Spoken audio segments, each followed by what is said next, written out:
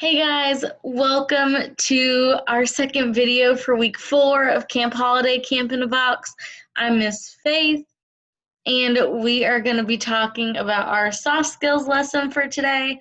I am super excited you guys are here and that I get to spend some time with you guys virtually. And I know this might not be exactly the same as being in person in camp, but we are going to have fun nonetheless in this video. So, if you watched Monday's video about self-esteem, I went ahead and told you guys what we were going to be talking about today. So, before I share the video, maybe think for a second, try to remember what it's going to be about, okay? All right. I will go ahead and share my screen, present. All right, guys, we are going to be talking about appropriate communication. That is today's topic, and I am super excited to sit down and talk with you guys about this today. So today we're going to be talking about why it's important, different forms of communication, possible consequences of inappropriate communication, and the soft skills that relate. So those are the 4 things that we are going to be talking about with appropriate communication today. And I hope you get a lot out of it. So the first thing we're going to start with, why is it important? Why is using appropriate communication important? So it's important to communicate appropriately so that each interaction can be successful. Using an inappropriate form of communication can cause negative consequences or problems with the person you're talking to. So every time you talk with someone or have a conversation, we want it to be successful. And making sure you're using appropriate communication is one of the easiest ways to help make sure that that communication will be successful. So that's why I thought it was super important that we talked today about all appropriate communication and the different forms and all that good stuff. All right, so now we're going to talk about 3 different forms of communication. Obviously, we have in-person communication, but that can't always happen. So we're going to talk about 3 different forms of communication. I'm going to kind of explain what it is and how it's used usually, and also the people it's most appropriate to use that form of communication with. And I know that might sound a little bit confusing now with me just talking about it, but once we get into the later slides and the visuals, I think it will make a lot more sense to you guys, and it will be a really beneficial skill for you guys. So the first one we are going to be talking about is email. So email is our first form of communication. So with email, it is written on the computer or phone, and they are usually more formal or professional, and they should be written with complete sentences and include a hello and a goodbye with every message. So those are kind of some characteristics of an email. So your email might sound like, hello, I hope you're doing well. I wanted to reach out about my hours this weekend. I would really like to take off the afternoon if that is possible so that I can attend to something personal. However, I wanted to check in with you about it before I requested it. Please let me know your thoughts or if this would be a possibility. Thank you and have a good day. If you are emailing your boss, that might be an email you might type out to your boss. So going along with that, it's most appropriate for your boss or coworkers. Email is, like I said, more formal and professional, so that's why you want to use email with people at work, your boss, coworkers, that sort of thing. Our next one is text message. So text messages are written on a phone. They're less formal, and slang or shortcuts like LOL are often used, and it doesn't require a hello or goodbye with every message.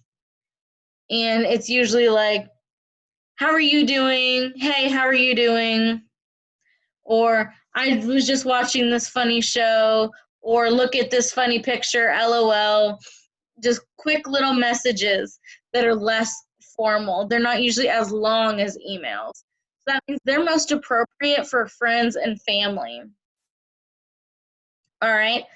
You don't necessarily want to text your boss or coworkers unless that is a pre-established thing that's okay and appropriate. But for as a general rule, keep emails for boss and coworkers and text messages for friends and family.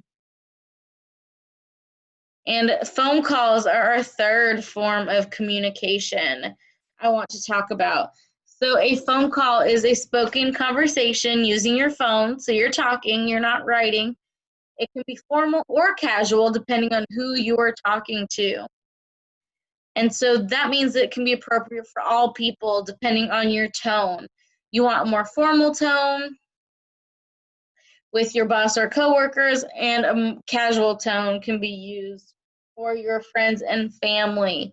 So phone call is a little bit tricky because you can use it for both, like more personal things or more professional things, but your tone of voice is really important and the words you use. You want to make sure you're being more formal and very professional with your boss and coworkers, whereas with friends and family, you can be a little bit more casual, relaxed. Some people might even say some of those text messages slangs in real life. I know I'll say LOL and OMG sometimes with my friends and family. So those are all three of our forms of communication. So we've got email that's appropriate for our boss and coworkers. We have our text messages that are appropriate for our friends and family. And we have our phone calls that are appropriate for all people we might interact with depending on our tone. We want to make sure we code switch and change our tone depending on who we are talking to, right? So along with that, I want us to talk about some possible consequences for using an inappropriate form of communication. So I want to go over 4 examples of things that could happen if we use the wrong kind of form. Like maybe we text our boss when we should have emailed, or whatever the case may be. I want to go over the 4 examples of things that could happen just so that you get understanding of what could happen as consequences for using the wrong form of communication. But these things might not always happen. Different things could happen. I just want you to be aware that these consequences might happen, because these things are why it is so important to make sure we're communicating appropriately, right? So for some possible consequences for using an inappropriate form of communication, 1, your boss may not take you seriously if you use the wrong form. Your coworker may be upset with you if you use the wrong form of communication. Maybe they really try to keep their text messages as strictly personal, and you send them a text message about something work related, and that doesn't make them super happy when you should have emailed, or they would have preferred that you emailed. You may not be seen as professional. If you send a text message to your boss saying, OMG, LOL, it might not come off super well and it might not look as professional, right? And you might waste a lot of time that isn't needed when talking with friends or family. If you send this big long email to your friend with perfect punctuation, sentences, a hello, goodbye, it's not that that's a bad thing, but it could waste a lot of time that's not necessary. If we're talking to our friends or family, it's not a big deal to send a quick text. Hey, how are you? And be done. We don't necessarily need a big, long, formal email to be able to talk to them. So those are some things to keep in mind when we go about deciding which form of communication we want to use.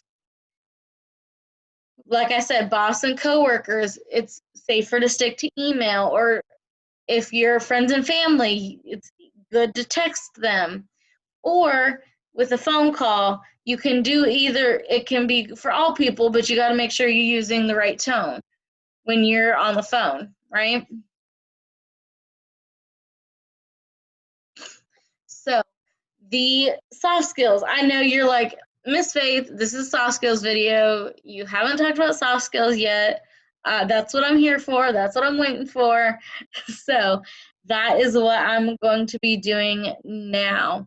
I want us to talk about these 3 soft skills that I think are super important to the idea of appropriate communication and making sure you use the right form of communication.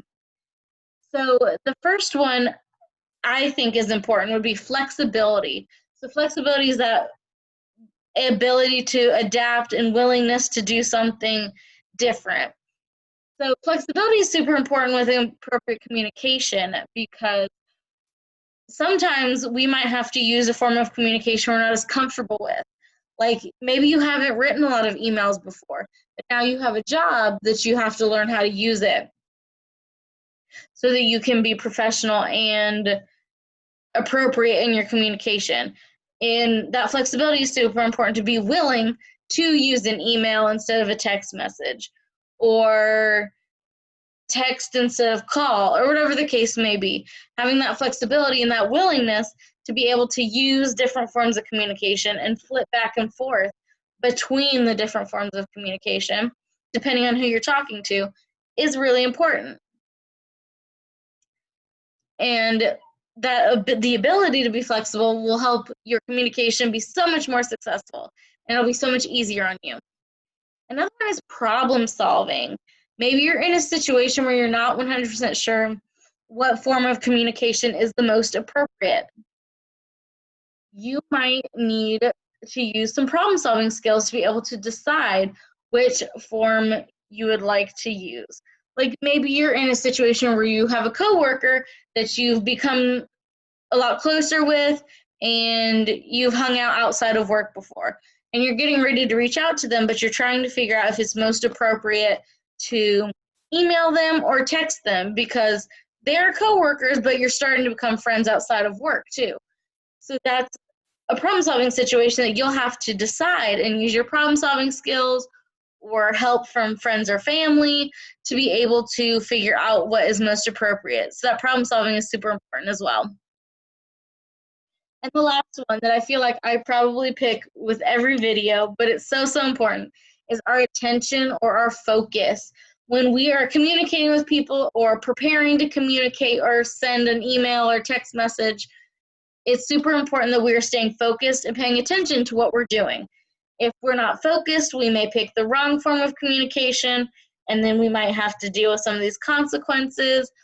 Or while we're communicating, it's super important that we stay focused on the topic at hand and the conversation itself so that that conversation can be as successful as possible.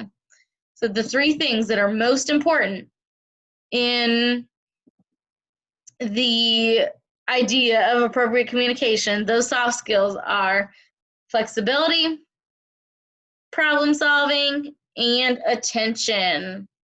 These 3 are the biggies that I think you should be focusing on and paying attention to while you are communicating with others. So I think I've gotten to the point of this video where I am able to announce what I'm talking about next week for week 5. Week 5 is our last session of Camp Holiday in Camp in a Box. It's kind of a bummer, but we're all getting ready to go back to school soon. And because it's our last week, I am super excited about week 5. I think it's going to be an awesome week. And I know there's already tons and tons of friends signed up. But if you are not signed up yet, you need to make sure your family gets you signed up, right? So I'm going to show you what I'm going to be talking about on Monday during week 5 so that you get a little teaser, you get a little bit excited about week 5, or you're motivated to be able to tell your family to get you signed up if you're not signed up yet, all right? So you ready? I'm going to show you what I'm talking about on Monday. So on Monday for week 5, I'm going to be talking about money and buying things. We're going to review some money and counting money. I might talk about debit or credit cards. I might give you some tips and tricks to buying things. We may or may not talk about the difference between wants and needs. We may talk about saving money. I'm not 100% sure exactly what the video will look like just yet, but I do know we're going to be talking about money and buying things. Who doesn't love that? I know I do, and I'm excited to talk about that with you guys. So like I said, if you are not signed up for week 5 yet, make sure you get on it. Tell your family to get you signed up ASAP, as soon as possible. And I know that it will be a good week for us all. My last 2 things is I want you guys to watch old videos. Before we started Camp Holiday, I did a whole string of videos all about the 6 different soft skills. I gave definitions for them, I gave examples, and talked a lot about each one in their own separate video. And if you've missed any of those videos, I want you to go back and watch them because it's good content for you over the summer, gives you something to do, but it'll also help you watch these videos during camp. That way when I get to the soft skills portion, you know exactly what I'm talking about when I talk about flexibility or advocacy or teamwork or problem solving or attention or persistence. You'll know exactly what I'm talking about, and it'll make these videos even more fun and more meaningful to you. So I hope that you can remember to go back and watch those if you haven't yet. And I also want to make sure you guys have fun. I hope you guys have fun with the last bit of week 4 of Camp in a Box. I hope if you are signed up for week 5, you have a fun time with week 5 coming up and all that good stuff. Camp is supposed to be fun. Don't forget that. But let me stop sharing my screen real quick so that we can see each other better. And I just want to tell you guys that I believe in you, and I know that you guys can do awesome work with learning and talking about how to use appropriate communication, how to decide which form of communication is most appropriate. And I will see you guys in the next video. If you're signed up for week 5, make sure you get signed up, guys. And I can't wait. I've enjoyed it. And bye, guys.